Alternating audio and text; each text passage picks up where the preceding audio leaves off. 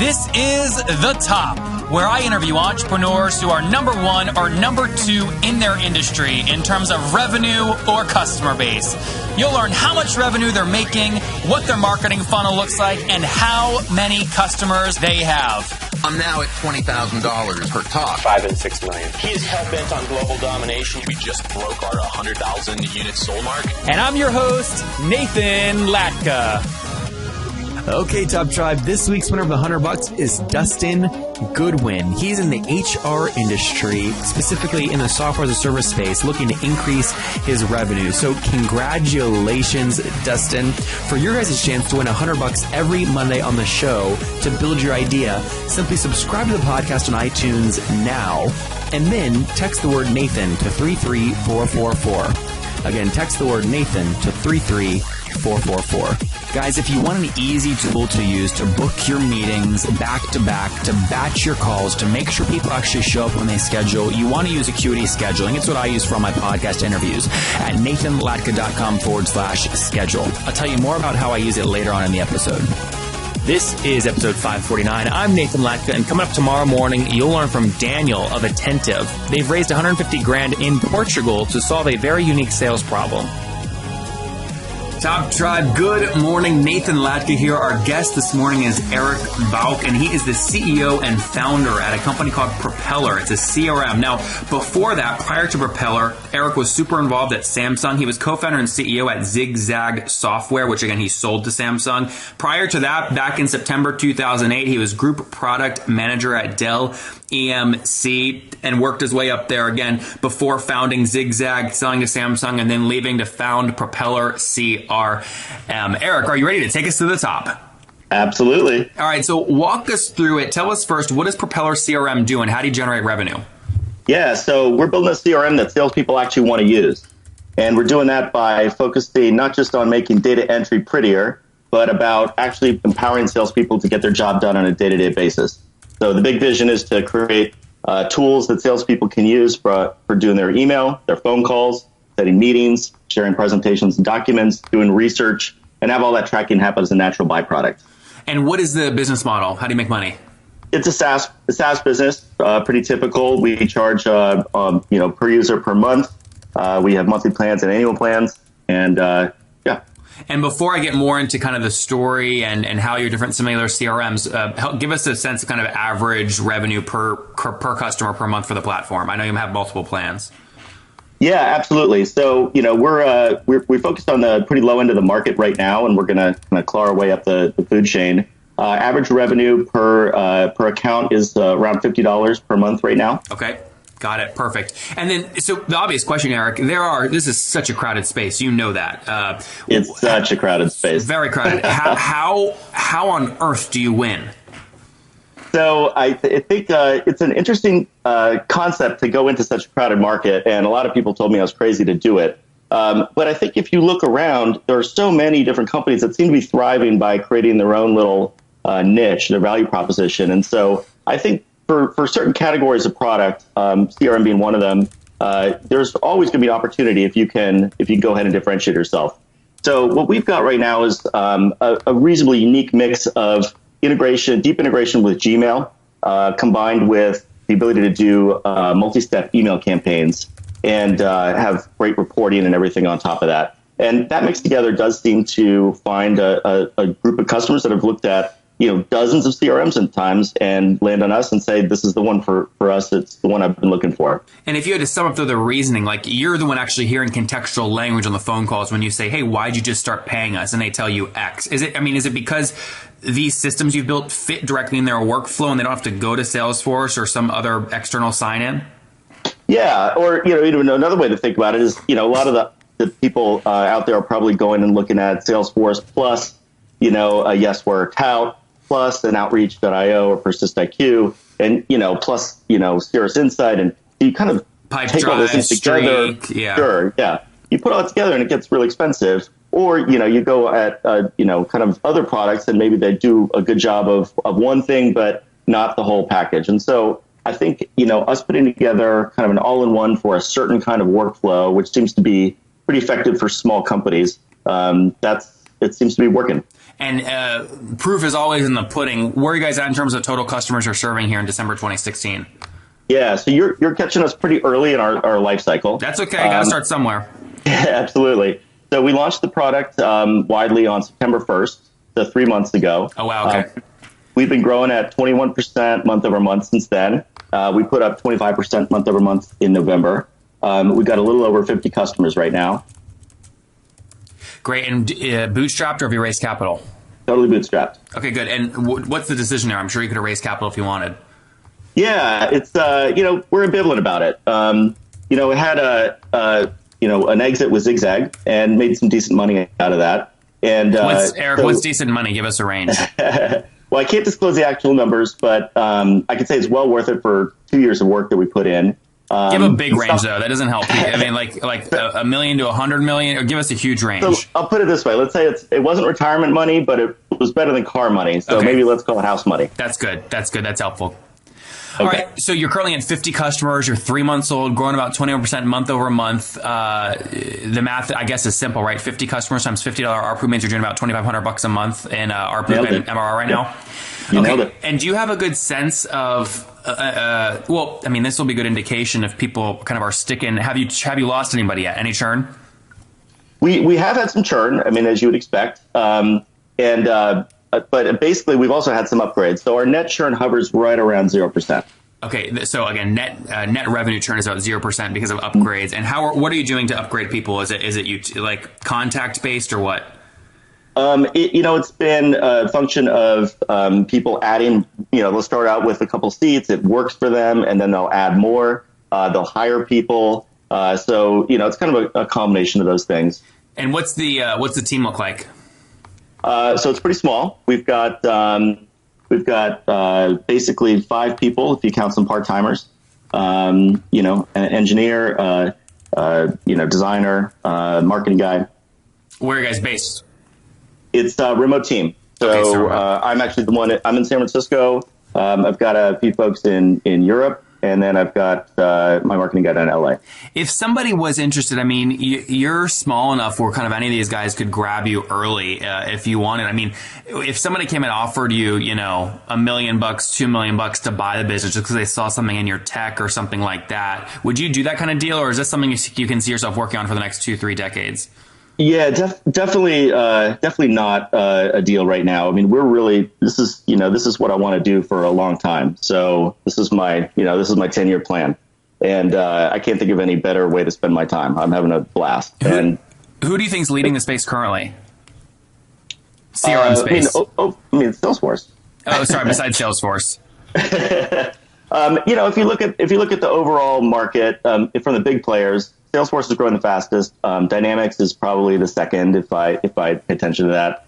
But there's a lot of interesting products that are coming out. I think we're all going to do our part to really improve the space and to start taking down Salesforce certainly at the lower end. What is I was going to say, in the mid and small market, who do you think is kind of leading right now in terms of what salespeople are happy and excited to be using? I hear some reasonable satisfaction with Pipedrive from a lot of people. I think that's a reasonable product. I think that HubSpot's doing some interesting stuff for sure. Mm-hmm. Are there components of Propeller that kind of integrate AI? I've heard a few people actually. In fact, I had Timo on from Pipedrive, and I had the outreach guys on as well. And I've seen a trend of people switching from Pipedrive to outreach, and they're specifically saying it's because outreach is just out-engineered Pipedrive in terms of AI and smart sales recommendations. I mean, I will say Outreach is a fantastic product. I've been really impressed with that, and I've seen a lot of people get value out of it. And in the past, before we had any campaign functionality, we certainly had people using Outreach plus us. I don't have a good insight as to how well AI is going to be displacing people from Pipedrive to other things. I do see opportunities for AI for us, particularly in the ability to get additional information out of say email signatures and other things to figure out who you should be emailing. I think there's great opportunities, but at the end of the day, I think a lot of this is really still a productivity product, and I think the AI ends up being the sprinkles that make it great as opposed to the core differentiator. That's my personal view. We'll see how it pans out. And when you say, so what's your gut tell you in terms of what will be the core differentiator? I think it's making salespeople successful. So yeah, but that's so generic. Like, how do you make that more real for my listeners? Okay, so you really focus on how do you get salespeople to get their email done, right? So we've gone in and we've made it so you don't have to flip back and forth between Gmail and and your CRM. It's all right there in one place. Hey, you want to use email templates to get things going faster? You can do that. Do people engage with your email? Do they click on links? Great, we can tell you that. Do you have to follow up with somebody? We can make sure that you are reminded to do that unless they get back to you first. For phone calling, down the road as we start to offer that, how do you go through and make a bunch of phone calls and make sure that you're tracking whether something happened on those or not? For setting up meetings, can you do that in a really automated, easy way?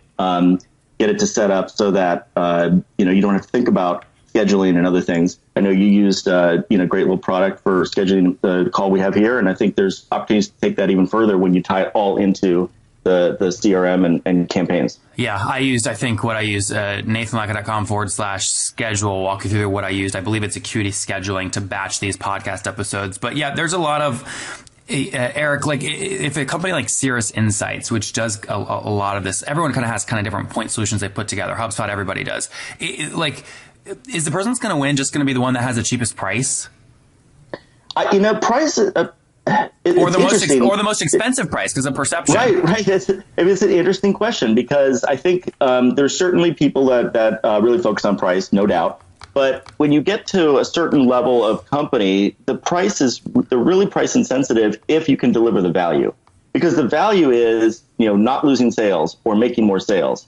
And so if you have just any kind of reasonable size average deal price, and you make a few more sales, the price of a CRM is kind of nothing relative to that. And so it really is, can you make people more effective? And our vision is you put all this into one rather than going out to a bunch of point solutions, and you can have a much more powerful effect. And I think ultimately make salespeople more success'd you get your first 5 customers? Just a lot of talking to people sitting near me in a co-working space. Which one? Work out of Galvanize, which highly recommend. In San Francisco. Yep, okay. Absolutely. So you talked to him, it was just person to person. And how'd you get up to, how are you scaling now? Is it still one-on-one in-person conversations or no? Oh, there's still some of that for sure. But no, it was much more around, we did a launch. We've got a lot of word of mouth, starting to do a bunch of content, experimenting a little bit with paid, but it's pretty expensive in this space. So how much have you spent on paid so far? In the thousands. I mean, not a lot. Got it. Just experiments. And do you have any sense on kind of what lifetime value might be for some of these guys yet, or no, is it too early?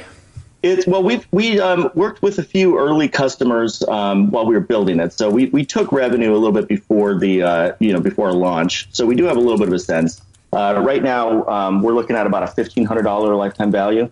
Okay. So is it fair to say I can do the 1,500 divided by 50, or assuming the average person's going to stay with you for about 30 months or about 3 years? Yeah. And there's upgrades involved. So, they come on and so on. So yeah, that's about right. That's what our software spits out. And when are you kind of following the typical kind of Salesforce model or HubSpot model of 3-to-1 CAC to LTV ratio? I mean, we're early, so right now we're just we're focused on doing some experiments. Some of them are obviously very effective, and some of them are not. So ultimately, that's where we want to get to. All right, guys, I talked about this earlier, but I schedule so many meetings that would blow your mind. I mean, all my podcast interviews, right? Hundreds of entrepreneurs I talk to monthly. I schedule, and you know what? I do it so efficiently. I get them all to agree to my calendar, so all the calls are back to back to back.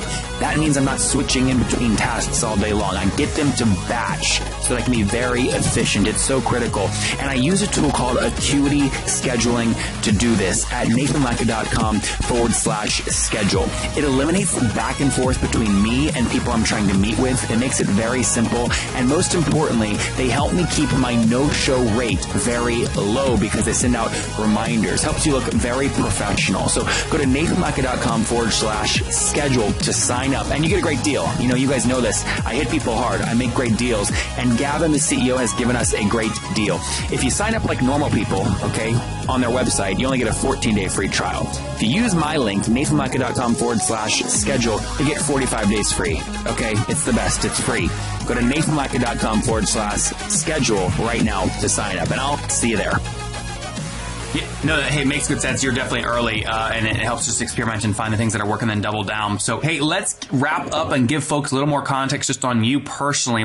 These are the famous 5. These are one-word answers. You ready, Eric? I'm ready. Number 1, what's your favorite business book? God, I should have, let's see. I'd have to say maybe one that I enjoyed, probably the one that helped me the most, actually, was a book that's a little bit more obscure for folks, but it really got me to be a great product manager. It's called Inspired by Marty Kagan. Awesome. Number 2, is there a CEO you're following or studying right now? Not particularly. I certainly not individual one. I watch a lot of them, and I've been really impressed with what a lot of them been able to do. Not one in particular, though. Number 3, is there a favorite online tool you have, like TopTal?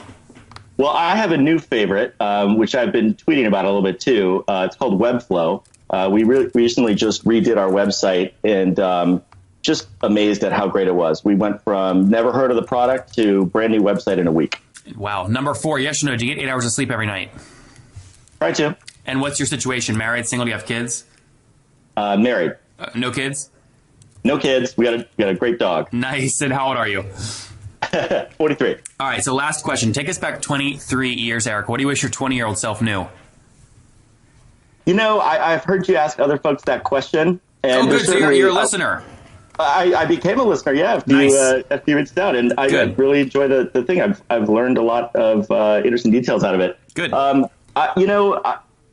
There's a bunch of things that I could do differently, but then again, I potentially end up in a different spot. And, with how great life is and where I am right now, how happy I am, I just wouldn't want to change anything. Let me reframe. This isn't about what you would change, but if you were going to save a listener right now who's 19 years old, if you were going to give him a tidbit you've learned over 23 years, what would that tidbit be?